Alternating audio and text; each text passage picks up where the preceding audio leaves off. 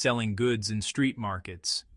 The Russian Air Force, which had planned to receive hundreds of Su-27s through the 1990s, couldn't afford fuel to keep existing aircraft airborne, let alone purchase new ones.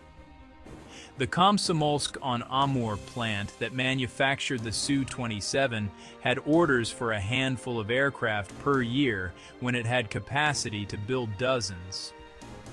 Test pilots were grounded, not by weather or maintenance, but because there was no money for fuel.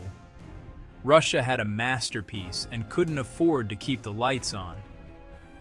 Across the border, China was watching. For decades, China and the Soviet Union had been enemies, former communist allies turned bitter rivals. In 1969, Chinese and Soviet forces had actually fought each other along the Ussuri River. Through the 1970s and 1980s, China viewed the USSR as a greater threat than the United States. But a collapsed, financially desperate Russia was something entirely different. China's military leadership had its own crisis to manage. The People's Liberation Army Air Force in the early 1990s was equipped almost entirely with aircraft based on Soviet designs from the 1950s and 1960s. Designs China had either purchased or reverse-engineered decades earlier. The Shenyang J-6, based on the MiG-19, was a 1950s-era day fighter with no radar. The Chengdu J-7, based on the MiG-21, was somewhat better but still represented technology from 1965.